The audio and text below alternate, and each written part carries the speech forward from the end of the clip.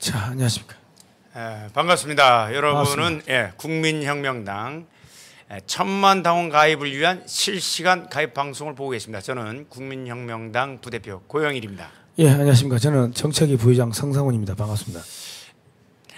계속해서 우리가 그 중국 뽀개기에 이어서 우리가 뽀개지 않더라도 중국이 망할 수밖에 없는 이런 이유들을 오늘 좀 나눠보기로 했죠. 예.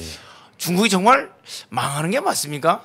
많은 사람들이 G2 국가 나중에 G1이 된다고 얼마나 그 많은 학자들이 떠들어댔습니까? 2020년 되면 GDP를 미국보다 GDP를 추월해서 세계 최강대국이 된다고 떠들어댔던 학자들이 굉장히 많이 있는데 뭐 어라이징 차이나 뭐 어쩌고 저쩌고 하면서 모든 뭐 미국이나 한국이나 많은 학자들이 중국이 최강대국이 된다고 그렇게 떠들었었는데 2020년이 지났는데 미국을 제치고 중국이 초강대국이 되었다는 보도는 없습니다. 없습니다. 그리고 그럼 지금 중국 떠들었던 것들이 전부 다 가짜 뉴스죠. 뻥이었다는 얘기네요. 학자들이 사실은 뭐 공부 안 하고 그냥 가짜 뉴스를 퍼뜨린 겁니다. 지금 중국 같은 경우는 전기가 없답니다. 여러분 한번 생각을 해보십시오. 서울시에 전기가 안 들어온다고 생각을 해보십시오. 그리고 내년 3월달, 내년 2월달 그 베이징 올림픽 할 때까지 전기가 안 들어온다고 생각해 보십시오. 그 전기가 안 들어오면 가장 그 힘든 데가 우리 어렸을 때 미국의 엠파이어 스테이트 빌딩에 살던 사람들 그런 뭐 수수께끼가 있었지 않습니까? 가장 황당한 경우 해서 엠파이어 스테이트 빌딩 맨 꼭대기에 살던 사람이 정전이 돼서 엘리베이터가 멈췄을 때 올라가야 되는 거 아니에요. 그래서 올라가려고 하니까 기절을 한 거잖아요. 그래서 걸어서 올라갔는데 다시 한번 기절을 했습니다. 왜 그랬을까요? 올라와 보니까 전기가 들어와서 엘리베이터가 운항하고 있었습니다. 근데 이런 일들이 지금 현재 중국 북경에서 일어나고 있습니다. 중국 북경에서 일어나고 있다는 거예요. 북경뿐만 아니라 중국 전역에서 전기가 안 들어와서 저기 가로등이 꺼지고 그냥 도시가 어두컴컴한 거죠. 그리고 엘리베이터 안에 갇히는 것도 있고 그리고 이제 그 뭐 작업장에 이제 들어가면 위험한 데 들어가면 팬을 돌리지 않습니까? 근데 팬이 전기가 나가 버리니까 작업하고 있는데 공기가 유통이 안 되니까 사람들 질식 해가지고 뭐 실려가고 이런 경우도 벌어지고. 그 제철소에서 그 유독 가스가 안 빠져가지고 뭐 한 몇십여 명이 그대로 그 질식해서 하여튼 병원에 실려갔다는 얘기도 있고. 그런 것뿐만 아니라 지금 석탄이 없으니까 석탄 재고가 뭐 2주 남았다는 기사가 뭐 최근에 나왔는데 그게 1주 전에 2주 남았대서 지금 거의 다 떨어진 거죠. 최근에 나온 방송에서는 일주일 분량밖에 안 남았다는 얘기가 있는데 석탄이 이제 없으면 어떻게 되면 알루미늄이나 철판이나 이 고로에다가 이 용광로에다가 이 석탄을 못 넣으니까 쇳물을 못 만들죠. 그럼 철판을 못 만들고 철판 못 만들면 자동차, 기차, 뭐 선박 이런 것들 만들 수가 없을 거고 그러면은 줄도산할 거고 뭐 연간 업체들 그냥 줄도산하는 거죠. 그리고 그 지금 그 굉장히 심각한 문제가 우리가 이제 상수도 같은 경우, 하수도 같은 경우도 대부분 이제 전기 모터로 해서 물을 위로 올리고 내리고 이렇게 하고 있는데 고층 빌딩 같은 경우 또는 일반적인 빌딩에서들 아파트에서 그 화장실 일을 보고 나서 급수가 제대로 안 돼서 그대로 뭐 제대로 화장실을 물을 제대로 내리지 못하니까 여러분 생각해 보십시오. 온 동네 악취가 풍기는 거죠. 이 정도로 돼서 지금 현재 중국에서 가장 잘 팔리는 상품이 무엇일까요, 여러분? 양초랍니다. 양초. 양초입니다. 양초. 중국 초가 아니고 양초가 그렇게 가장 많이 팔린다고 하는데 하여튼 이 정도로 지금 현재 중국이 어려움을 겪고 있고 이게 겨울까지 지속된다면 지난번에 계속해서 송 부위원장님 말씀하신 대로 이번 겨울에 동사자, 아사자가 빈발하는 사태가 이제 어마어마하게 나올 겁니다. 불을 보듯 뻔한 것 같습니다. 지금 이제 공업지대가 조금 적은 동북 삼성을 희생을 시키고 저기 뭐 상해나 저 광동성이나 저 홍콩 앞에 그쪽에 전기가 많이 필요하니까 동북 삼성을 이제 고기를 이제 뭐 그냥 이렇게 죽이는데 거기는 이제 산업 전기가 아니라 일상 전기니까 산업 전기 시설 쪽은 그래도 전기를 흘려 보내 주는데 동북 삼성에는 이제 산업 기반 시설이 없으니까 사실 그 동북 삼성에 원래는 산업 기반 시설이 갈 뻔했죠. 베이징 현대차라든가 대한민국 기업들이 원래는 동북 삼성, 길림성 쪽, 뭐 길림성, 흑룡강성 또 윤영성 아니에요. 어디죠 그게? 하여튼 윤영성. 윤영성 맞죠. 이쪽에 말이 통하는 조선족들이 있는 대로 허가 신청했는데 이 베이징 정부에서 허락을 안 해주죠. 왜냐하면 동북 삼성이 부강해지고 발전해지면 어떻게 해요? 한국에 붙어버리는 그러니까 통일 한국에 완전히 넘어가는 일이 벌어지니까 아예 차단을 해서 베이징 현대차가 북경으로 베이징으로 가게 된 그런 일이 있었는데 현재는 오히려 동북 삼성을 희생시키고 있습니다. 그러니까 이게 뭐냐면 거기 있는 조선족들, 만주족들 이 동이적 계열들을 전부 다 얼려 죽이고 굶겨 죽이겠다는 그 계략입니다. 계략.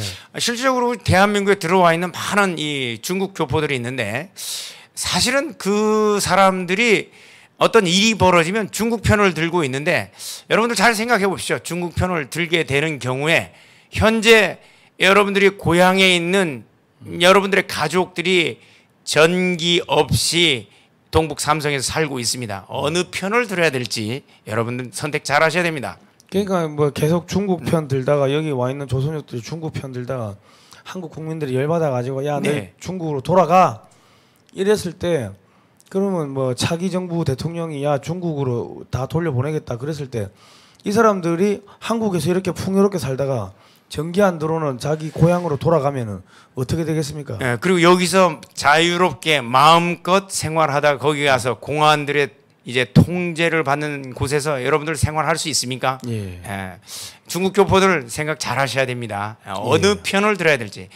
2030년도에 우리 그 조지 프리드만 박사는 만주가 통일 한국에 소속된다고 분명히 말을 했죠.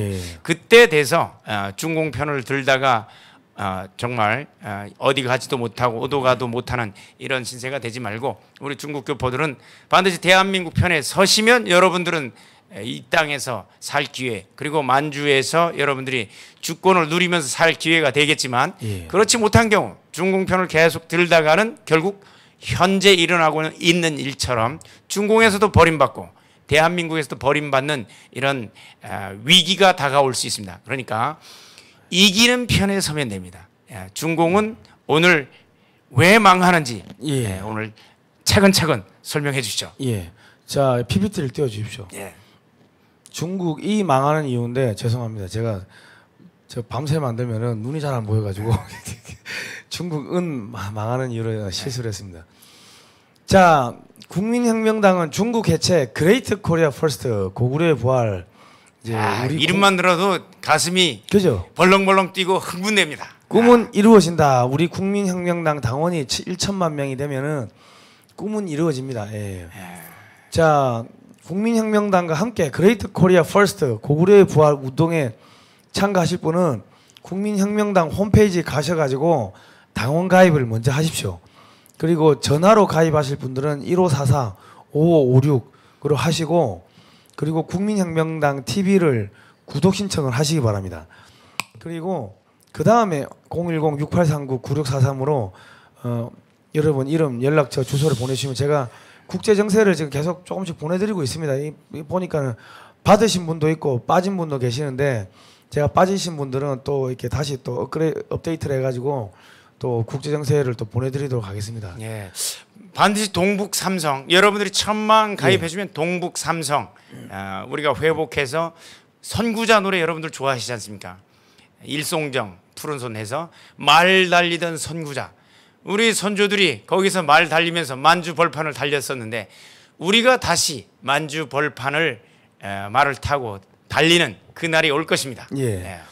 자 우리가 그 기자회견은요 토요일 날 하고 우리가 평일도 기자회견 하지 않습니까? 걷기 운동도 하는데 국민혁명당 TV로만 이 방송이 나갑니다. 그러니까 국민혁명당 TV를 전부 구독 신청해 주시고 국민혁명당 TV에 그 지금 대선 예비 후보님들 뭐 정견 발표라든지 그런 것들 올라가 있으니까 그거를 다운로드 받아가지고 여러분 채널에 좀 올려주시고 네. 널리 SNS로 퍼뜨려 주시면 감사하겠습니다. 자, 소련이 한때 미국보다 군사력이 강했던 적이 있었습니다. 위성도 먼저 쏘았죠. 예, 그래서 스푸트니크. 그 미국이 중국을 키운 거는 그 소련을 해체하기 위해 가지고 전략적으로 키운 겁니다. 연간 640조 원치 중국산 물건을 사주면서 미국이 키웠는데 중국이 연간 한 500조 원치 돈을 남겨가지고 그거를 지금 미국을 때려잡는 무기를 만드는데 돈을 쓰고 있는 겁니다. 예, 열심히 수입해서 잘 살게 해줬더니 자유민주주의 국가로 체제를 변환시키는 게 아니라 오히려 은혜를 베푼 것에 대해서 네. 등 뒤에서 힘을 키워서 은혜를 베푼 사람의 등에 칼을 꽂으려고 했었던 겁니다. 그래서 지금 미국은 한국을 키워가지고 연간 640조 원치 한국 물건 사주고 북한 한국 통일시키고 만주까지 동북 삼성 떼가지고 이제 통일한국에 갖다 붙이려고 하는 그러한 계획을 짜고 있고 영국은 한 발 더 나가가지고 그 산동반도까지 바다 건너에 산동반도까지 떼가지고 한국에 갖다 붙이는 그러한 계획을 짜고 있습니다. 예, 과거에 이제 영국이 그 산동반도를 지배했었기 때문에 자기들이 거기에 숟가락을 얹으려고 하는 거죠. 그러니까 지금 대한민국은 대통령을 확실히 친미 정당 미국하고 같이 호흡을 할 수 있는 친미 정권 자유민주주의를 수호할 수 있는 그런 정당 그러한 정치인을 대통령으로 뽑고 그러한 정당을 집권당으로 만들어야 되는데 현재로서는 국민혁명당 하나밖에 없는 상황입니다. 예, 국민의힘이라든가 더불어민주당 같은 경우에는 우리가 이미 살펴봤듯이 국민의힘이 2009년도에 중국 공산당과 함께 상호 정책 협약을 체결하고 또 더불어민주당은 마찬가지로 2019년도죠. 19년도 중국 당교와 이 정책 협약 체결하는 1중대 2중대 중국 공산당이 1중대 2중대 역할을 하는 정당들은 중국에 대한 강경책은커녕 중국의 이제 4대주의 정당밖에 될 수 없다는 것입니다. 결국은 국민혁명당만이 미국의 대전략에 부응해서 그죠. 이 동북아의 균형을 유지할 수 있게끔 이런 그 전략에 우리가 부응해서 이뤄내면 결국은 우리가 만주도 회복하고 그리고 세계 G2 나라로 견고하게 서게 되는 것입니다. 그러니까 이게 뭐 한마디로 말씀드리면 국민혁명당이 집권하면은 여러분 일자리도 그 일자리 뭐 돈 하늘에서 일자리와 돈이 쏟아지고 동북 삼성도 우리 걸로 되고 고토 회복, 만주 수복 그냥 다 된다는 이야기입니다. 예, 그게 이제 통일 한국만 하더라도 이 세계 경제학자들이 그죠. 굉장히 보수적으로 보더라도 연 평균 경제 성장률 한 뭐 15%에서 20%까지 30년을 그렇게 성장하게 됩니다. 30년을. 그렇게 되면 우리가 노조운동 안 해도 돼요. 노조운동 할 시간도 없어요.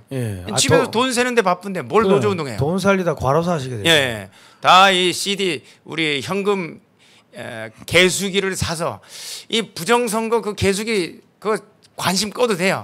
집에서 돈 세느라 바쁜데 뭘 부정선거해요. 정치인 니네가 하야. 우리는 그 돈 세느라 바빠. 앞으로 정치인도 3D 업종이 될 가능성도 굉장히 커집니다. 자 그리고 이제 국민혁명당은 이승만 대통령의 4대 건국 정신 자유민주주의, 자유시장경제, 한미동맹, 기독교 입국론과 박정희 대통령의 부국 강병 정신을 계승하는 정통 애국정당으로 헌법과 국가보안법을 지켜내고 대한민국을 바로 세우고 4차 산업혁명의 핵심 국가로 올려놓을 겁니다. 이게 멋진 최고의 정책 아닙니까? 저는 제가 조 자료를 또 발굴해 왔습니다. 이승만 대통령께서 1954년 7월 28일 날 미 의회에 가서 연설을 하시는데 저때 저기가 이제 휴전 협정 후 딱 1년 만이네요. 기립박수를 33번을 받습니다. 저때 뉴욕에 가가지고 막 100만 명이 나와서 퍼레이드를 해요. 거기다가 뭐 필라델피아 시장, 뉴욕 시장한테 그 어깨 두드러지고 격려하고 야, 누가 미국 대통령인지를 모르겠어요. 예. 어느 나라 대통령이 미국 의회에서 연설을 하며 33번 기립 박수를 받겠습니까? 다 거기 사람들 옛날 영상 보니까 거기 사람들하고 다 영어로 샬라샬라하고 그러니까 그 누즈벨 6.25 때 미국 대통령이 누구죠? 트루만 대통령이죠. 트루만 대통령. 트루만 대통령 집에 가가지고 집 앞에 그 대문에서 연설을 하시는데 트루만 대통령이 5곳이 옆에 서 있더라고요. 야, 이거 보면은 누가 전 세계를 이끌고 가는 대통령인지 알 수가 없을 정도. 사실상 이 6.25 때문에 신세진 대통령이 이승만 대통령인데 예. 이 은혜를 베푼 대통령은 트루만인데 과연 도대체 누가 은혜를 입고 누가 은혜를 준 대통령인지 모를 정도로 이 완전히 바뀔 정도 상태로 이렇게 당당한 그러니까 이 외교를 하는. 이승만 대통령은 한쪽에 주머니에 손 넣고 이야기하시더라고. 근데 트루만 대통령은 다소곳이 차렷 자세로 다소곳이 이야기를 듣고 사진만 봐가지고는 누가 미국의 대통령이고 한국의 대통령인지 알 수가 없을 정도였습니다. 그 미회 의회 연설 내용이 어떤 내용이었습니까? 자, 제가 한번 읽어드릴게요. 한번 읽어주시죠. 우리에게는 시간적 여유가 거의 없습니다. 몇 년 이내로 소련은 미국을 정복할 수단을 가지게 될 것입니다. 우리는 지금 행동을 개시해야 합니다. 우리가 어디서 행동할 수 있겠습니까? 우리는 극동에서 개시할 수 있습니다. 중공의 경제 상태는 극도로 취약합니다. 중공은 수입의 60%를 해상을 이용하고 있으며 연안 해운이 그들의 남북 교통의 가장 중요한 수단입니다. 그러므로 미국 해군에 의해 중국 해안이 봉쇄된다면 중공의 교통망은 큰 혼란을 겪게 될 것입니다. 중공 정권에 대한 반격의 성공을 보장하기 위해서는 미국 해군과 공군이 필요합니다. 그러나 미국 보병은 필요치 않을 것이라고 나는 다시 한번 강조합니다. 중국 본토가 자유진영의 편으로 환원된다면 한국 및 인도차이나 전쟁은 자동적으로 승리의 귀결을 맞게 될 것입니다. 그리고 세력 균형이 소련에게 극히 불리하게 기울어져 소련은 감히 미국과의 전쟁 모험을 시도하지 못하게 될 것입니다. 중국 공산당과 이승만 대통령의 미국의 연설의 핵심은요, 중국 공산당과 소련 공산당의 붕괴 전략과 북한 구원의 비전을 선언을 하신 거예요. 그때 당시에 이미 100년을 내다보고, 그죠? 사실 100년을 내다보고 저 연설을 한 것입니다. 이 대통령은 세계에 만연한 공산주의와 공산국가를 무너뜨리는 붕괴 전략을 제시를 했고, 그것은 곧 중국을 점령하고 있는 중공군을 이제 붕괴시키는 거였습니다. 중국 해안을 봉쇄한 후 미국 해군과 공군이 반격을 하면 중공은 붕괴될 것이며, 그렇게 되면 소련은 자동적으로 고립이 되어 세계 공산화 계획에 큰 타격을 입게 될 뿐만 아니라 결국에는 소련도 붕괴하게 될 것이다. 그러면 김일성 공산 체제 또한 붕괴되어 사실상 북한 구원과 자유통일의 꿈은 실현될 것이라는 놀라운 비전을 선언한 위대한 반공연설을 하시니까 저때 미 의회는 거의 대부분이 공산주의자들이 또 많았습니다. 근데 그 사람들이 일어나가지고 이제 박수를 친 거예요. 사실 그때까지만 해도 이제 그 원자탄 핵무기를 소련이 제대로 이제 개발하지 못한 상태였지 않습니까? 사실 6.25 전쟁 당시 중공을 향해서 이 원자탄 이 사용을 굉장히 적극적으로 이승만 대통령이 권고했는데도 미국이 3차 대전 일어날 것을 우려하면서 사실 사용을 못했는데 그때 당시에 이제 만주를 제대로 폭격했으면 중공이 이렇게 빨리 일어나지는 못했죠. 빨리 일어나지도 못하고 사실 인도차이나 반도 공산화도 전부 다 막을 수 있었는데 미국이 그때 당시에 결단을 못한 거지 않습니까? 그러니까 지금 벌써 68년 전에 이승만 대통령께서 68년 67년 그 67년 전에 이승만 대통령께서 야 소련을 해상 봉쇄해야 된다 그런 이야기를 하셨는데 지금 미국이 이제서야 하는 거 아닙니까? 네, 그래서 소련 봉쇄 전략에 이제 미국이 이제 냉전 체제에 들어가면서 소련 봉쇄 전략을 비로소 나중에 시작을 하는데 하여튼 봉쇄 전략을 해서 거의 이제 정말 한 반세기가 넘은 다음에야 비로소 이제 소련이 무너지게 된 거죠. 그리고 1958년에 대한민국 국무회의 기록을 보시면 대만은 미 국무성의 조종을 받고 일본과 가까이 가고 있다. 공산주의가 물러간 후에는 중국은 대만 정부가 지배하는 단일 국가로 할 것이 아니라 여러 나라로 분할하게 하여야 할 것이다. 벌써 저때 중국 분할 그 전략 자체를 벌써 얘기를 하고 있고 현재 미국이 저 전략에 따라서 중국을 쪼개는 분할해서 여러 개의 나라로 나누는 전략대로 해서 지금 가고 있는 것이죠. 그죠. 그러니까 이승만 대통령이 벌써 67년 전에 저 전략을 다 써준 거고 1923년에 공산주의 당부당이라는 책을 통해 가지고 자유롭게 되기를 원하는 인간의 본성을 말살하려는 그것이 공산주의이기 때문에 공산주의 절대로 안 된다고 이야기했는데 미국이 이제서야 100년이 지난 이제서야 그거를 깨닫고 있는 겁니다. 실제로 이 서방 세계에서는 1917년 공산주의 혁명이 일어난 이후에 정말 제대로 된 비판을 처음으로 한 거죠. 그죠? 처음으로 했고 공산주의의 그 본질에 대해서 아무도 모를 때 1923년 그러니까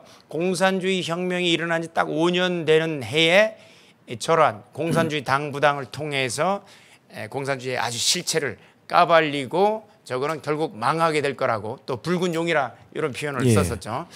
그리고 6.25 이후에 우리가 다 망가졌는데 어떻게 해서 이렇게 잘 먹고 잘 살게 됐는가. 저기 방위산업 40년 끝없는 도전의 역사 저 책에 보시면은 우리가 북한이 제2의 6.25를 일으키려고 하고 미군은 또 닉슨 독트린 때문에 또 나갔어요. 그리고 뭐 김신조 뭐 1.21 사태 박정희 뭐가지 따라왔수다 뭐 그부터 해서 울진 삼청 무장공비가 들어오고 푸에블로 납치되고 판문점 도끼 만행 사건에 미 정찰기 격추 사건에 또 현충문을 또 폭파하는 뭐 그런 사건들이 있었습니다. 그러니까 박정희 대통령이 야 우리도 무기를 만들자. 그래가지고 화학산업은 박정희 대통령이 저런 중화학공업에 투자하게 된 배경 중에 하나가 이승만 대통령이 박정희 대통령을 미국에 시찰 보냈죠.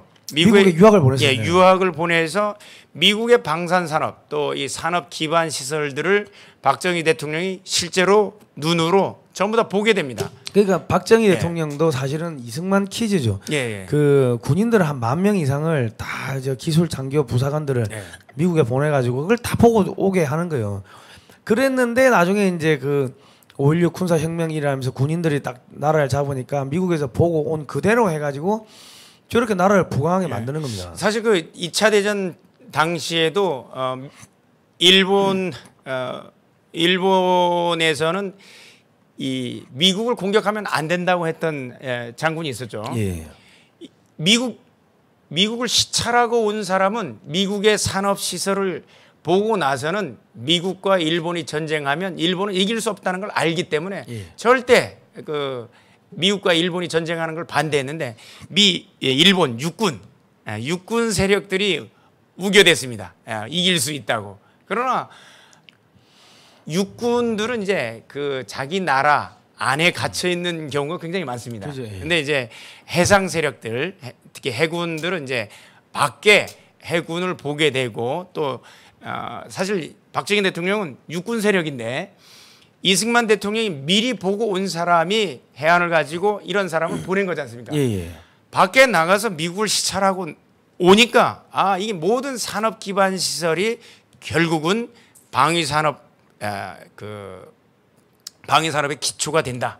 그리고 자주국방이 된다는 걸 알고 이러한 설계도를 짜기 시작한 거죠. 그 박정희 대통령이 참 대단한 게 그때 미군이 이제 월남전에서 철수를 하니까 야 월남에서 베트남에서 미군이 철수하는 거 저 농업 국가라서 저 포기해도 뭐 잃어버릴 게 없으니까 철수하는 거야.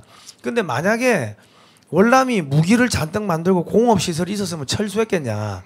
그 이야기를 하시면서 야 우리도 지금 우리가 여기가 공업 시설이 많이 생기면은 미국이 철수 안 할 거다. 그래가지고 중화공업을 밀어붙이는데 저 내용이 지금 저 안에 보시면 이승만 대통령이 그 뭐 1950년대 그때 벌써 야 잠수함용 배터리를 개발하라고 지시를 내려요.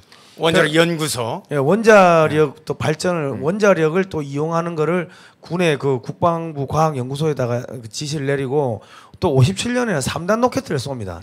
그러니까 이승만 대통령은 벌써 그때 핵미사일 만들고 핵잠수함 만들고 그런 생각을 하셨던 것 같아요. 벌써. 예, 이미 이제 그 준비를 하는 작업을 하고 있었죠. 예.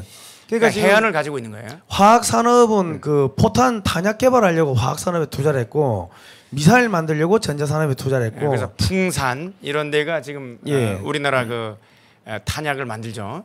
함정은 조선 산업은 함정 건조하려고 저기 했고 그러니까 사실 90년대 돼서야 대한민국에서 이제 제대로 된 함정. 우리가 이제 호위함, 그 다음에 초계함, 그러니까 구축함 밑에 호위함이 있고 호위함 밑에 초계함이라는 게 있습니다. 그러니까 영어로는 이제 디스트로이어가 구축함이고 그 밑에 프리기함이 호위함, 그 밑에 급이 이제 초계함인데 콜벳함이라고 하는데 하여튼.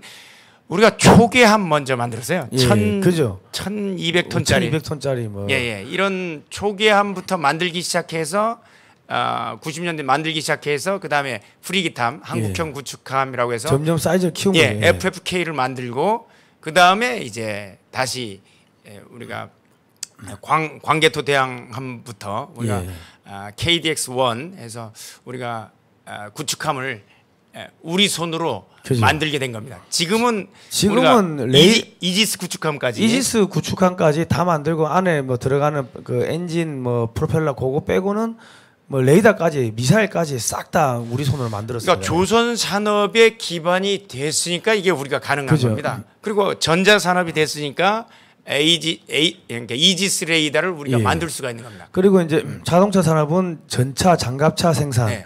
경부고속도로는 후방에서 만들어진 전시물자를 전방으로 수송하려고 깔았고, 그리고 댐은 저 공장들의 공업 용수를 이제 공급해야 되니까는 이제 댐을 만들었고, 전국의 항만은 이제 전시물자 보급도 하고 저기서 만들어진 제품들을 또 수출도 해야 되니까 항만을 개발했고, 그리고 저기다가 일자리를 사람들을 기술 인력을 집어넣으려고 하면은 그 전국의 공업계 고등학교를 다 이제 공고를 만들어 가지고 산업 인력을 육성한 거죠. 그러니까 일하면서 싸운다, 싸우면서 일한다, 뭐 산업전사, 산업전선 그런 이야기가 저 때 나온 겁니다. 그리고 국방연구소를 창설하고, 근데 저런 걸 하려고 하니까 10년 이상, 100억 불 이상의 자금이 들어가니까 유신 개헌을 하면서 내 무덤에 침을 뱉어라 하고 개헌을 했고, 사실 근데 정권이 교체되고 이렇게 했으면 이런 정책들이 일관되게 유지는 못했을 겁니다. 뭐 헌정사적으로는 뭐 유신 개헌에서 굉장히 논란이 많은데 실질적으로 이러한 정책이 꾸준히 유지된 것은 이 정권이 그 유신 개헌을 통해서 유지됐었기 때문에 저런 정책들을 한 30년 동안 우리가 유지하면서 대한민국이 발전한 겁니다. 그죠.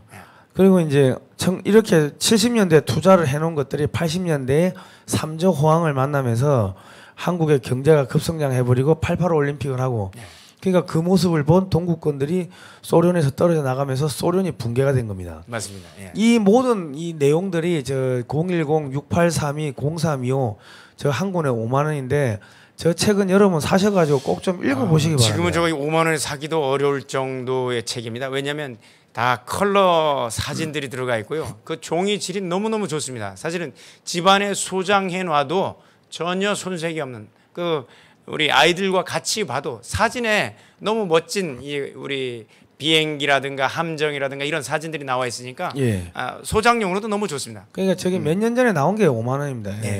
그러니까 저거는 지금 나와서 출판을 이제 지금은 힘들죠. 인쇄를 더 하려면 몇 수 인쇄를 늘려서 이렇게 하려면 지금쯤은 한 7, 8만 원 해야 되지 않을까 싶은데요. 8만 원. 뭐 그러지 싶은데.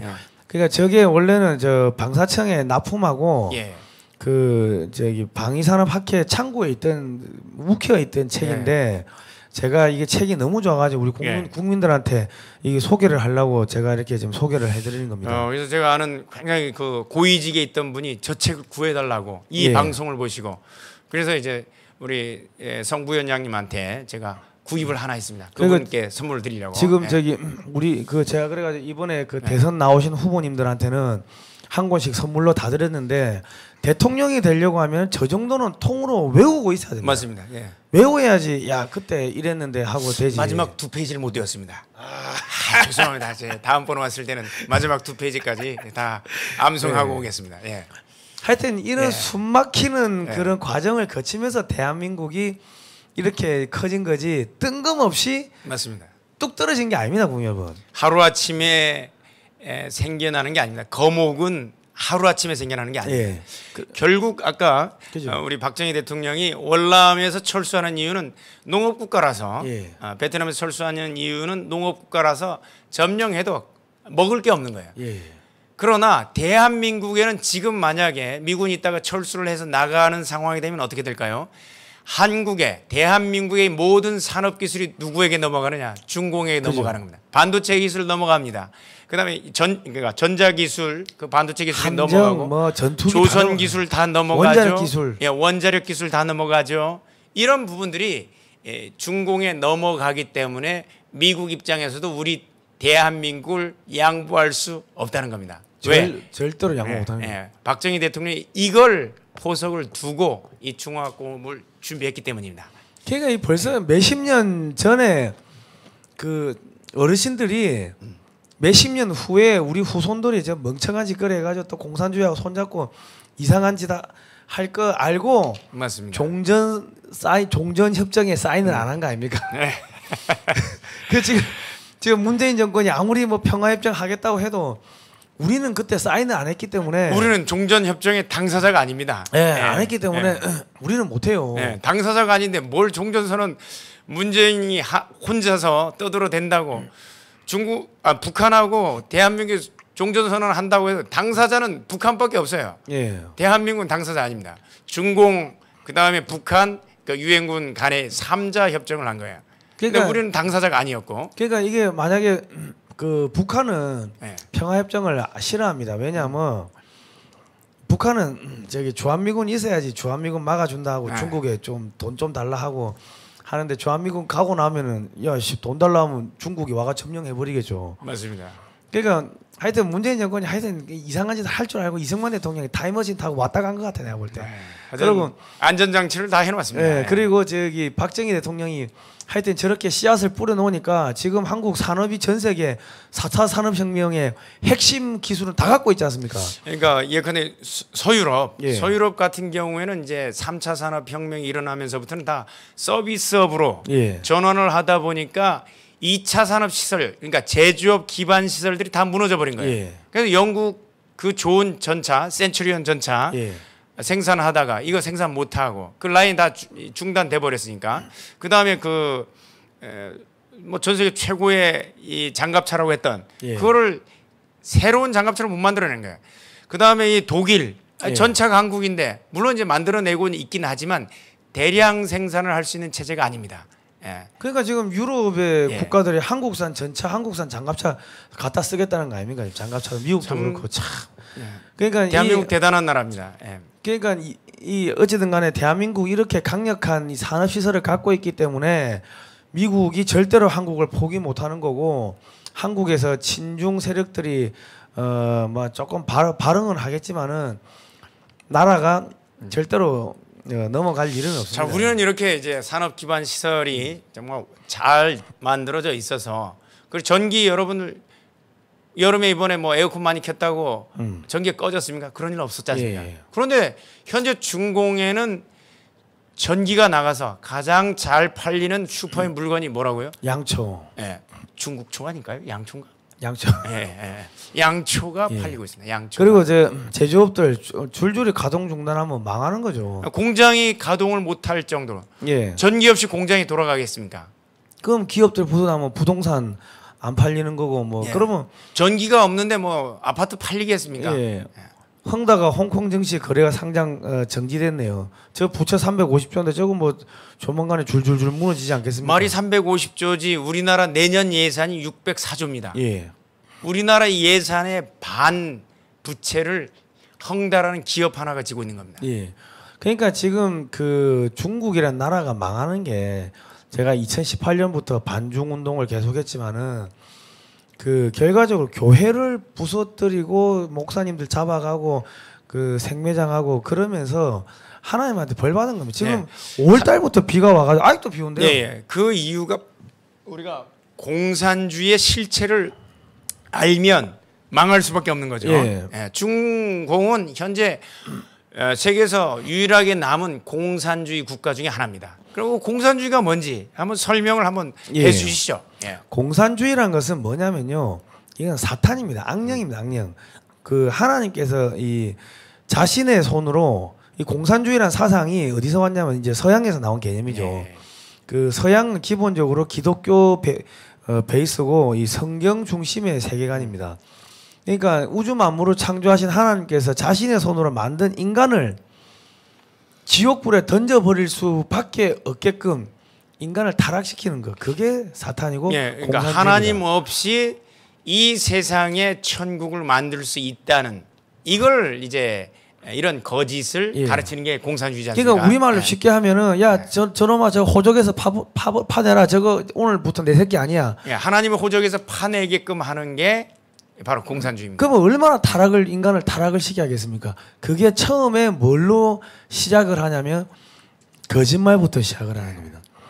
그러니까 아담 뱀이 와가지고 여자한테 야 저거 따먹어도 안 죽어, 사과 따먹어, 선악과 따먹어, 그렇게 거짓으로 유혹한 거 아닙니까? 네, 저는 처음부터 거짓말을 하는 자요 거짓의 아비가 되었음이니라. 이게 사단은 거짓의 아비인데 이 거짓말로 사람들을 미혹하는 거죠. 예. 그러니까 거짓말, 또 자유를 억압하고 말살하고, 뭐 독재, 살인, 뭐 동성애, 낙태, 뭐 사람의 고기를 먹고, 뭐 피를 마시고, 또 사람의 그 장기를 사고 팔고 하고, 또 집단으로 성을 타락시키고, 또 아동을 가지고 뭐 또 성적 범죄를 저지르고, 우상을 숭배하고, 이 모든 것이 이 공산주의의 그 실체입니다. 거짓말하는 것도 공산주의라고 사실은. 예. 자, 우리가 거짓말을 수백 번 하면 걷잡을 수가 없죠. 예, 사실이 된다. 예. 이렇게들 가르치죠. 그죠. 예. 그러니까 우리 좌파들 보면은 이 인면수심이라고 하지 않습니까? 계속해서 거짓말을 해서 사람들을 세뇌해서 그게 마치 진실인 것처럼 하는 게 바로 공산주의 본질입니다. 이게 이제 우리가 죄악을 짓는다, 죄를 짓는다 할 때 죄자를 우리가 한자로 보면은 위에 넉사자에다가 밑에 안일비자를 갖다가 씁니다. 안일비자. 네 개가 아니라고 부정하는 건데 이게 뭐냐? 인간의 생로병사, 누구나 태어나서 나중에 자라서 죽는데 나는 안 죽어 하고 인간의 생로병사를 부정하는 것, 거짓말하는 것, 그게 죄를 짓는 겁니다. 한자에도 나와요. 그러면 악자는 뭐냐? 악자. 버금 아자에다가 밑에 마음 십자가 있는 건데 버금 아자를 반으로 딱 쪼개면은 사람이 팔짱을 끼고 등을 돌리고 그 앉아 있는 그런 마음입니다. 그러면 등을 돌린 게 뭐 어디에서 등을 돌렸냐? 하나님한테 등을 돌리고 앉아 있는 마음. 그 마음이 뭡니까? 십계명을 지키지 않는 마음. 그게 악입니다. 악한 거. 그게 죄악이에요, 죄악. 한자로 풀이하면은. 자, 그럼 저기서 나온 게 뭡니까? 막시즘, 네오막시즘, 문화막시즘, 포스트 모더니즘. 계속 막시즘 하다가 장사가 안 되니까 포스트 모더니즘. 막시즘, 네오막시즘, 문화막시즘, 포스트 모더니즘 돼 있는데 여러분 늘 설명하는 거지만 여러분 집에 김치 있지 않습니까? 김치, 물김치, 동치미, 나박김치, 갓김치, 파김치, 본질이 뭡니까? 본질은 김치라는 거예요. 예, 막시즘이 아무리 문화 막시즘, 컬처럴 막시즘, 네오 막시즘, 그다음 포스트 모더니즘이란 이름을 갈아타지만 그 본질은 공산주의다. 이런 걸 여러분들 본질은 김치다. 이렇게 여러분들이 잊지 마시기 바랍니다. 예, 그리고 신자유주의 FCC는 FC, WCC 저거는 종교 통합인데 우리가 단순하게 저 교회에서 이야기하는 거라고 생각하는데 저 FCC, WCC를 스탈린이 만든 거, 소련 애들이 만든 겁니다. 그 공산주의예요. 교회에다가 공산주의를 침투시키기 위해 가지고 세계 무슨 뭐 종교 평화 회의 뭐 이런 걸 만들어 가지고 침투시킨 게 그게 미국에서 나온 게 FCC고 그 다음에 WCC로 이름이 바뀌었다가 그게 WEA, NCCK 한국에 들어오면서 저렇게 이름이 바뀌고 그 나중에 또 이제 70년대, 73년에 한국에는 진화론이 들어옵니다. 그리고 미국에는 그 케네디 때 진화론이 들어가요. 그래가지고 미국이 그 케네디 이후부터 애들이 완전히 엉망진창이 되는데 그 진화론을 도입한 이 그 국가의 지도자들이 결국은 비참하게 다 총에 맞아 죽었습니다. 암살당하죠. 그러니까 미국에서는 그 진화론이 들어오고 나서부터 학교에서 기도를 못 드리게 하고 성경 공부 못 하게 하고 공식적으로 성경 공부가 필수적이었던 게 폐지가 되죠. 그러면서 어떻게 되냐? 애들이 뭐 마약부터 해가지고 온갖 범죄의 온상이 되는 거예요. 공교육이 완전히 무너지게 됩니다. 그리고 한국에서는 진화론이 들어오면서 뭐가 됐습니까? 두 자녀만 나 잘 기르자, 아들 딸 가리지 말고 한 자리만 잘 기르자. 야 먹고 사는 것도 안 되는데 그래가지고 정부가 낙태를 조장을 했어요. 맞습니다. 하나님께서 주신 그 생명을 그냥 죽이라고 강요를 했는데 정부가 살인을 강요를 한 겁니다. 생명을 이제 없애는 것, 결국 살인을 정부가 이렇게 조장한 그런 정책을 피는데 이런 것 자체는 이 하나님이 생명을 얼마나 천하보다 귀하게 여기는 생명을 없애는 정책을 취하면 결국은 하나님의 미움을 받게 되는 거죠. 그러니까 그 자기 자식을 죽이는 게 죄가 아니라고 하는데 그러면 거짓말하는 건 그게 죄가 되겠습니까? 그러면 양심이 무너지기 시작하면서 다 무너지는 거예요. 그러면서 그 80년대 초반부터 뭐가 나왔습니까? 북한의 지령을 받은 운동권들이 민주화 운동이라고 거짓말하면서 온갖 운동을 하기 시작하고 그리고 뭐 90년대 들어서면서 그 민주화 정권, 문민 정권이라고 해가지고 김영삼 정권이 과거 그 학생 운동, 그 공산주의 운동을 했던 애들을 다 그 지방자치단체에 한 자리씩 주기 위해 가지고 지방자치단체를 해가지고 걔들이 지방의 정치인이 돼버리는 거예요. 맞습니다. 합법적으로 이 주사파 세력들이 운동권이란 이름으로 정치권에 진입을 하게 됩니다. 그리고 김대중 DJ 정권이 들어서고 김대중 DJ 정권이 중국 공산당하고 손잡고 한국에 있는 그 산업시설들, 공업시설들을 다 중국으로 보내고 중국으로 이전하는 정책을 추진하게 하고 그리고 이명박 박근혜 때는 뭐 했습니까? 포용정책. 포용정책, 중도실용주의 한다면서 공산주의 운동했던 그 사람들을 또 다 내각에 끌어들이고 그리고 뭐 했어요? 2009년에 중국 공산당 하고 업무 교류 협약을 한나라당이 맺었어요. 국민의힘. 그리고 저기 2015년 박근혜 정권 때는 2015년에 지금 국민의힘의 산하의 싱크탱크인 여의도 연구원하고 중국 공산당 산하의 차하을 학회하고 또 업무 교류 협약을 맺고 1대1로에 들어가는 거를 협상을 했어요. 그러니 국민의힘이 중국에 대해서 강경한 발언이라든가 우리 반중 정서가 70%가 넘어가는데 중국에 대해서 아무 소리 안 하죠. 이상하죠? 그렇게 이미 정책 협약을 체결했기 때문에 그렇습니다. 그리고 2019년에 또 뭐가 있습니까? 더불어민주당 민주연구원과 중국의 당교 간에 또 업무 교류 협약 체결하죠. 이렇게 해가지고 한국이 서서히 지난 30-40년 동안 이제 공산화가 이게 된 겁니다. 그리고 현대판 이 사대주의로 들어가게 되는 겁니다. 그 박근혜 대통령은 또 뭐 했습니까? 2015년에 중국 전승절날 뭐 그것도 그지만 그거보다 이제 간통죄를 갖다가 폐지를 시켜버리고 헌법에서 이 낙태죄를 갖다가 위헌 판결 내려가지고 헌법 불합치 판결 내려버렸죠. 그 헌법 불합치 판결을 내린 헌법재판소 재판관들이 누구를 탄핵합니까? 박근혜 대통령을. 그 중에 3명은 박근혜 대통령이 임명한 사람이에요. 그리고 2명은 한나라당이 추천한 사람. 그리고 박근혜 대통령이 추천한 대법원장이 추천한 사람 3명.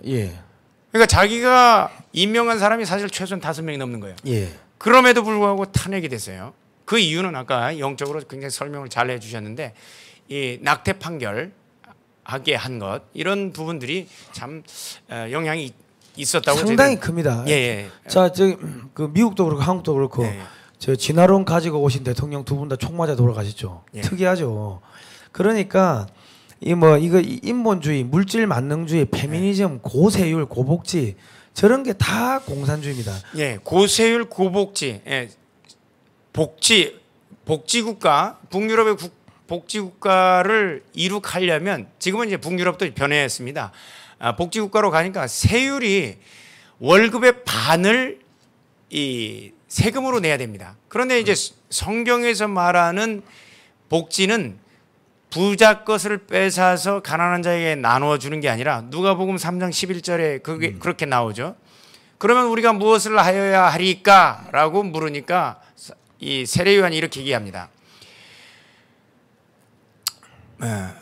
옷 두 벌 있는 자는 옷 두 벌 있는 자도 그렇게 할 것이요. 먹을 것이 있는 자도 나눠주라고. 그러니까 옷 두 벌 있는 자, 먹을 것이 있는 자들이 주변 사람한테 구제를 해야 된다는 거예요.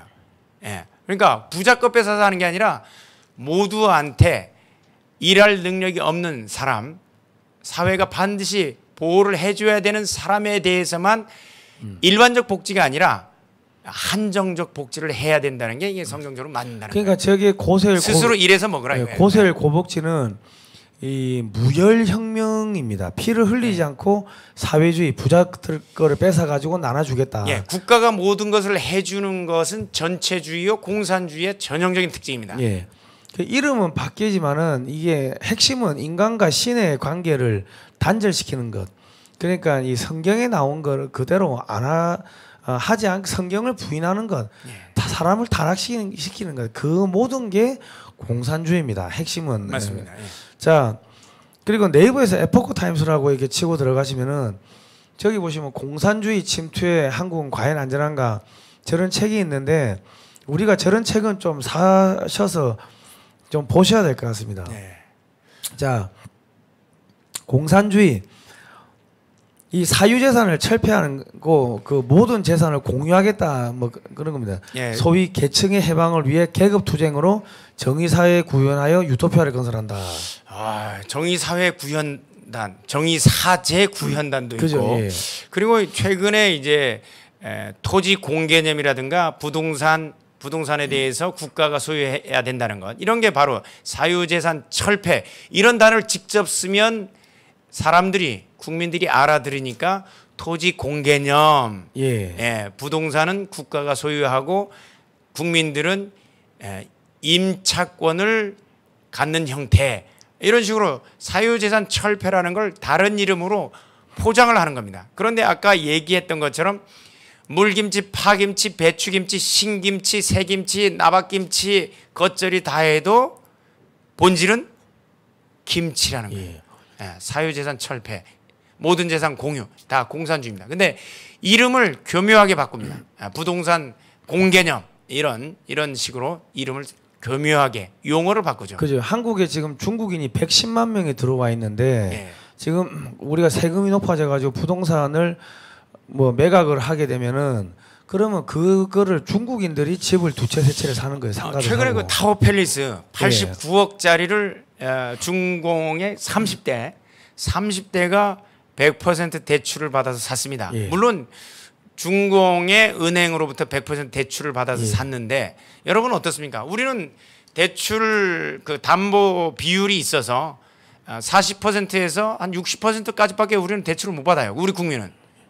자, 중국인은 와서 타워팰리스를 그 30대짜리가 89억짜리 타워팰리스를 사고 우리 국민은 정부가 규제해서 사지 못하게 하고 도대체 누구를 위한 정책입니까? 여러분. 근데 야당은 국민의힘은 한마디도 못하죠. 왜? 중국 공산당하고 업무 교류 협약을 맺었으니까. 중국인들에 대한 이런 규제를 못하게 만드는 거예요. 그러니까 국민혁명당이 이번에 집권하지 않으면은 그러면은 대한민국은 이제 중국 공산당의 식민지로 들어가는 겁니다. 식민지가 돼서 여러분들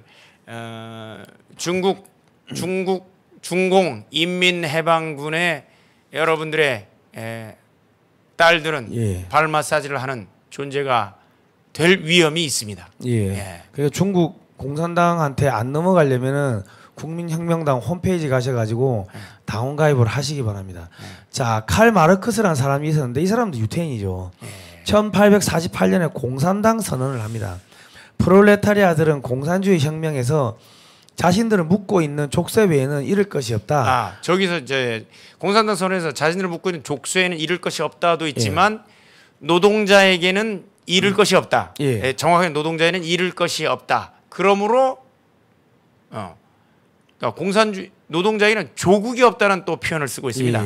조국이 없는 거야. 자신들의 국가가 없다는 거예요. 그래서 만국의 프롤레타리아 계급은 단결해야 된다는 거예요. 자신들 국가가 없다는 거예요. 자신들이. 말도 안 되는 소리죠. 그러니까 지금 중국에서 시진핑이가 공동 부유한다고 해가지고 공동으로 부자가 되자 그래가지고 기업들의 재산을 빼앗고 있지 않습니까? 그러니까 기업들이 다 도망가는 거예요. 마윈 회장이라든가 여러 기업을 가진 특히 홍콩에 부동산 재벌이 있었지 않습니까? 이 이름을 제가 잊어버렸는데 이미 시진핑이 이런 정책을 쓰기 전에 중공에 있는 모든 부동산을 한 8조어치 부동산을 매각하고 바로 철수를 해버렸습니다. 그죠. 그걸 아는 거예요. 그러니까 여러분도 이 계급 투쟁론 이런 거를 알아야지 야 이게 어떻게 된다 이런 아실 수가 있는 거예요. 이 미래 그 역사를 모르면 제가 계속 멍멍이가 된다고 하는 게 역사를 알면은 야 이거 지금 하는 거 봤을 때 야 공산주의로 가고 있네. 이거를 알 수가 있는데 이 역사를 멍멍이는 좀 똑똑한 거 아닙니까? 세대가리가 되는 거 아닙니까? 아니 어쨌든 간에 그러니까 이 역사를 모르면 멍하니 자기 재산 다 뺏기고 있는 거예요. 자, 계급 투쟁론 보십시오. 지금까지 인간 사회의 모든 역사는 계급 투쟁의 역사다.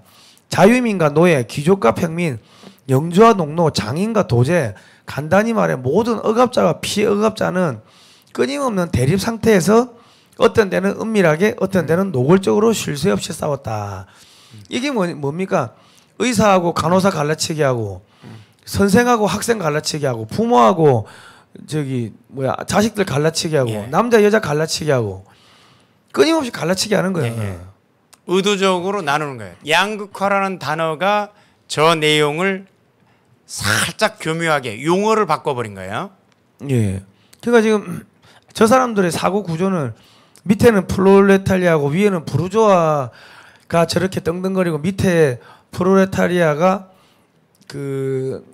떠받치고 있다. 그러니까 부르주아가 프롤레타리아를 착취하고 있다. 기업가가 착취하고 있다. 뭐 이렇게 생각을 하는데 그러니까 원래 이제 이 계급 투쟁 이론에서는 억압자와 피억압자 이렇게 하는데 착취자와 피착취자로 됐다가 네오마르크즘에서는 용어를 아까 얘기했던 억압자와 피억압자로 이렇게 바꾸게 되죠. 근데 동일한 내용입니다. 용어만 바꾸는 거죠. 그러니까 이게 말이 안 되는 게 삼성전자의 직원들 연봉 1억씩 받는 거 아닙니까? 그죠? 맞습니다. 그 사람들 착취당한다고 생각을 합니까? 그다음에 현대중공업, 그다음 현대자동차 연봉이 거의 평균 연봉이 1억 거의 되죠. 그리고 착취당하고 있습니까? 삼성전자의 그 하청업체들 말이 좋아 하청업체들이 다 이게 1조가 넘어가요. 맞습니다. 매출이 1조 몇천억씩 하는 기업들이에요. 그런데 대기업의 중소기업 착취하고 있습니까? 중소기업들 사장님들 자기 1년 연봉 1억 넘게 갖고 가는 사람 몇 명 되겠습니까? 직원들 월급 주고 나면 자기 겨우 한 달에 300, 400 가져갈까 말까 그래요. 사실 저도 최근에 이제 얘기를 하는데 가족이 그렇게 물어보더라고요. 같이 사는 가족이 물어보는데 아니 그러면 가져오는 게 뭐냐? 사실 오늘이 월급 날인데 월급을 다 주고 나면 어떻게 해요? 남는 걸 가져가야 되는데 없는 경우가 굉장히 많아요. 그러니까 우리 직원이 회계 담당 직원이 어떤 데 그냥 말도 없이 안 줘요. 제 급여는. 그거는 뭐냐? 통장에 없으니까 제 거는 다 공제하고 나머지 사람은 다 주고 나서 제 거를 가져갈 수도 있고 못 가져갈 때도 있고. 이게 이제 대부분의 중소기업의 내지는 자영업자들의 현실이라고 보면 될 것 같습니다. 저도 조그마한 언론사 하고 있지만은 이게 직원이 사장을 착취하는 거죠. 지금 보면 최근에 그 택배 그 대리점을 하던 분 굉장히 안타깝게 목숨을 끊으셨지만 그렇게 가족처럼 하다가도 민노총이 개입돼서 착취와 피착취하는 계급으로 이렇게 나누게 되면 갑자기 가족에서 원수가 돼버리는 거예요. 그죠. 근데 그 대리점 뭐 사장이라고 하기도 그렇고 대리점 점주는 가져가는 게 없는 거예요. 그죠. 가져가는 게 없고 자기 걸 굉장히 그 털어서 주다 보니까 이 계급 혁명으로 가게 되면 결국 다 망하는 거예요. 다 망하는 겁니다. 예. 사장이 사라져 버리고 그 기업이 사라지면 누가 해요? 일자리 자체가 없어져 버린 거죠. 그 일자리가 없으니까 지금 민주노총 그 노조원들끼리 치고받고 싸우다가 또 신문에 나오고 하는 거 아닙니까? 맞습니다. 예. 그리고 지금 그 민주노총이 그 노조 일만 해야지 지금 정치 파업도 하고 맨날 그러는 거 아닙니까? 원래는 이제 우리 노동법에서 노조는 정치 운동을 할 수 없습니다. 정치 운동을 할 수 없는데 민노총은 뭐 이 정관 자체에 정치를 하도록 이렇게 돼 있는데 나중에 이제 국민혁명당이 집권하게 되면 현행 실정법과 어긋나거나 특히 이제 국가보안법을 이용해서 얼마든지 이적단체 내지는 반국가단체로 해서 다 이렇게 우리가 해산시킬 수가 있는 것입니다. 자, 그리고 10월 혁명이 이제 1917년 11월 7일부터 8일까지 그 볼시비키 그 혁명이 일어납니다. 자, 최초의 마르크스 공산주의 혁명이 일어나는데 공산혁명으로 유토피아를 건설하자. 그 공산주의 원리 기본 개념이 일단 무신론입니다. 제가 무신론이라고 그 아까 계속 말씀드렸는데 어리석은 사람들은 그 마음속으로 하나님이 없다고 말합니다. 맞습니다. 그들은 썩었고 가증스러운 죄악을 저지르는 사람들이며 선을 행하는 사람이라고는 하나도 없습니다. 사람이 종교를 만들었지 종교가 사람을 만들지 않았다. 종교는 아편이다. 이게 공산주의 창시자 카를 마르크스가 했습니다. 이런 이야기 했는데 지금 문재인 정권이 교회에 예배를 못 드리게 하는 거 아닙니까 지금?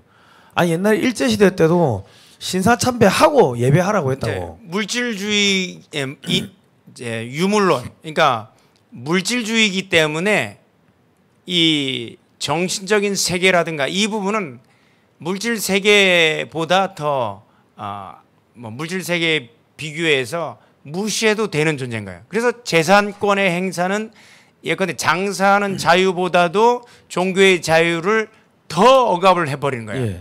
이게 이제 유물론에서 비롯된 사고인데 대한민국의 현재 문재인 정권이 이거를 강요하고 있는 거죠. 그러니까 문재인 정권이 사람이 먼저다, 사람 중심 이런 이야기하는데 신이 있는 게 아니고 하나님이 있는 게 아니고 하나님 없어. 사람이 중심이야. 사람이 먼저야. 사람이 종교를 만들었다고 하는 거죠. 그러니까 그게 공산주의예요. 근데 문재인 정권은 처음에 등장할 때 사람 중심의 정치를 부르짖었는데 최근에는 개 중심의 정치를 하고 있죠. 보신탕을 더 이상 개를 식용으로 해서는 안 되는 시기에 이르렀다. 지금 개 타령할 때입니까? 나라가 지금 자빠지고. 뭐 지난번에 우리 구주화 대변인이 얘기를 잘해 주셨는데 최근에 그 페이스북에서 문재인 씨가 김정은이가 준 풍산개가 새끼를 낳아서 새끼를 눕혀가지고 우유를 먹이는 장면. 근데 개새끼는 눕혀서 먹이면 안 된답니다. 아 그렇군요. 동물 학대라고 하는데요. 그리고 그걸 지방자치단체장들한테 분양하겠다고. 아니 지금 하는 얘기마다 개소리고. 아니 사람 중심의 정치를 해야지 왜 개 중심의 정치를 합니까? 그래 한가합니까 지금? 지금 대한민국이 개 타령할 때입니까?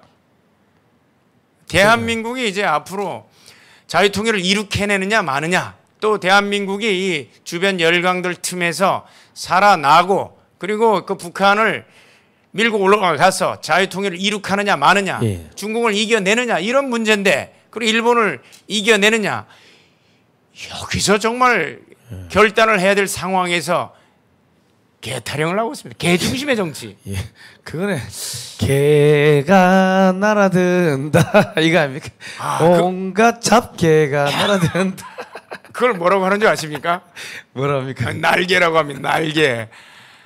아니 세상에 아니 주사파를 따르려면 제대로 북한헌법 제4조에 그렇게 돼 있을 겁니다. 아마. 조선인민민주주의공화국은 사람 중심의 정치며 사람 중심의 정치를 하려면 제대로 거기에 따라서 하든지 말이야. 그것도 아니고 개 중심의 정치를 하고 있으니 참 황당한 대한민국의 정치 현실인 것 같습니다. 아유 헬레님 뭐 하여튼 쏘아주셔서 감사합니다. 근데 날개가 아니고 가만히 생각해보면 개새네 개새. 개새. 갑자기 그게 생각. 자 어쨌든간에 저렇게 사람 사진을 걸어놓고 사람을 우상화시키는 게 그게 공산주의입니다. 그게 북한도 공산주의고 지금 시진핑도 자기 우상화시키는 거 아닙니까? 맞습니다. 공산주의는 인본주의적 실체가 있는데 창시자가 있습니다. 항상 그를 받들어 모시고 높이죠. 모택동, 그죠? 김일성이, 차우셰스쿠, 불가리아, 시진핑이, 문재인이, 우리 인이 네 마음대로 해. 우리 인이 원하는 거 다 해. 그게 말이 돼요. 법이 있는데 법대로 하는 거지. 공산주의 이론가들의 규범을 또 책으로 만들어 달달달 외웁니다. 주사파 이론을 달달달달 외우죠. 모택동의 교본을 달달달달 외우죠. 요즘은 시진핑 이론을 중국에서 영어 교육을 철폐하고 저 시진핑 이론을 외운다고 합니다. 추종자들이 또 생깁니다. 공산당 애들이 생기고 홍위병들 생기죠. 공산주의를 선택한 나라들이 생기고 선택받은 민족이라는 거예요. 공산주의가 선택한 민족들이 선민 사상을 갖고 있다는데 다 망했죠? 다 망했죠. 아니 그 신이 선택받은 민족인데 왜 다 망해요? 중국도 하루아침에 망하잖아요. 그러니까 모택동이 이게 대약진 운동하고 그다음에 이제 문화혁명을 통해서 중국을 한 100년 후퇴시켰죠. 모택동도 그렇고 다 그 중졸이래. 시진핑이도 중졸이고 한자 못 읽는데요, 시진핑이. 그 한자를 못 읽는다는 이런 참 그래서 리커창 총리가 상당히 늘 이제 연설문을 읽을 때마다 마음이 주마주마한다는 얘기가 있습니다. 그러니까 지금 그 공산주의에서 죄는 공산주의를 거부하는 게 죄고 성경에서 다 나온 것 같아요. 그죠? 그러니까 공산주의에서 구원은 공산주의자를 회심하는 게 이거 참 뭐 회개하는 거네요. 회심의 방법은 또 믿음이래요. 저 회심의 방법 믿음인데 우리가 사회적 생명체론이라는 게 있습니다. 이 주사파에 이겁니다. 모든 사람은 유한한 존재이나 영원한 존재인 수령을 중심으로 결속하면 사회적 정치적으로 영원한 생명을 얻을 수 있다는 게 사회적 생명체론입니다. 자, 이건 사이비 종교 사이비 종교가 되는 겁니다. 자, 오늘은 뭐 좀 시간이 뭐 오래된 것 같은데 오늘 몇 시에 시작했습니까? 6시입니다. 유물론은 또 다음 시간에 하시죠. 하여튼 오늘도 이런 유물론이라든가 공산주의 사상의 기초가 되는 것들을 우리가 학습하면서 이들을 이길 수 있다는 생각이 또 확실히 드네요. 그러니까 이게 지키면 백전불퇴. 그 위험한 상황에 빠지지 않는다. 그러니까 저희가 지금 국제 정세하고 공산주의하고 쭉 엮어가지고 중국이 왜 망하는지, 북한이 왜 망하는지 이런 것들은 이제 역사하고 쭉 저희가 엮어서 이야기를 해드리는 거는 우리 이 당원들이 알아야 됩니다. 알아야지 사기를 안 당하고 딴 사람한테 가가지고 야, 니 그거 하면 안 된다 하고 이야기를 해줄 수가 있는 겁니다. 맞습니다. 이게 참. 자, 우리 공산주의 앞으로도 계속해서 삿사치 그 이론들의 그 허구성을 우리가 밝혀서 왜 저 공산주의를 선택한 나라들은 망했는지 그리고 중국도 왜 망하게 될 수밖에 없는지 다음 또 2탄도 한번 우리 기대해 보겠습니다. 자, 그리고 국민혁명당 TV 유튜브 채널 국민혁명당 TV를 전부 구독 신청해 주시고 저희가 기자회견은 다 국민혁명당 TV로 나갑니다. 그리고 국민혁명당 홈페이지에 가시면은 당원 가입, 온라인 당원 가입도 있고 오프라인 당원 가입 이거 종이 다운로드 받으실 수 있습니다. 그리고 지금 그 국민혁명당 그 대선 후보님들 예비 후보님들 그 기본적인 상세 뭐 양력이라든지 하셨던 발언 내용들을 국민혁명당 홈페이지에 다 그 잘라가지고 띄워놨습니다. 그러니까 국민혁명당 후보들의 이 그 스펙이라든가 그분들의 이제 식견이라든가 이런 게 뭐 만만치 않죠. 거기서 들어보면 만만치가 않습니다. 누구라고 꼭 이 지적은 안 하겠지만 전부 다 전부 다 굉장히 좋은 분들이 나와 있습니다. 여러분들이 많이 응원해 주고 그리고 광고도 있죠. 우리가 이 경선 예. 지방 경선이 시작되죠. 예, 그렇습니다. 그 토요일부터 8일인가요? 9일. 예, 9일부터. 9일 토요일부터 저기 9일날 대구 경북부터 대구의 그 동대구역 동대구역 2시 2시 오후 2시입니다. 그러니까 대구 경북 지역에 우리 당원 여러분들은 와서 꼭 그 경선 후보 선출을 위한 투표에 참여해 주시기 바랍니다. 오실 때 신분증 갖고 오셔야 돼요. 신분증 갖고 오셔서 우리 당원 여부를 확인해야 되니까. 예. 그리고 우리 국민혁명당은 전자 투표라든가 모바일 투표 안 하죠. 안 합니다. 그거 뭐 다 해킹하고 뭐 하는 거 아닙니까? 나중에 이제 부정선거의 개입 여지가 있고 또 그 문재인이가 그렇게 주장하는 K보트 시스템 선관위 우리는 동원하지 않습니다. 그리고 뭐 국민 경선 해가지고 다른 당에서 들어와 가지고 여기 맞습니다. 뭐 우리 여론조사 이런 거 우리 안 하기로 했습니다. 왜냐하면 우리 당의 후보자는 우리 당원들이 뽑아야지. 그죠? 왜 옆집 아저씨가 뽑습니까? 안 되죠. 말이 안 돼. 1학년 일반 지금 선거 반장 선거 하는데 1학년 2반 애들이 들어와서 어떻게 가지고 어떻게 반장을 뽑아요? 그 초등학생도 거짓 안 하는데. 대한민국 참 이상한 나라가 됐습니다. 아니 저 국민의힘하고 더불어민주당은 또 그런 식으로 하더라고요. 초등학생도 안 하는 짓을 하고 있어요. 맞죠? 정통성의 문제가 되는 겁니다. 아니 저 우리 독자 여러분들 제 말 맞죠? 초등학생도 안 하는 짓을 대한민국의 여야 공당에서 하고 있는 게 이게 말이 됩니까 이게? 그래서 우리는 현장에서 다 투표를 하니까 주민등록증 꼭 갖고 나오셔야 돼요. 그 상세 일정은 국민혁명당 홈페이지에 가면은 올려놨습니다. 가서 보시기 바랍니다. 자 오늘 막 여기까지 하시죠. 예, 고생하셨습니다. 수고하셨습니다. 예. 감사합니다.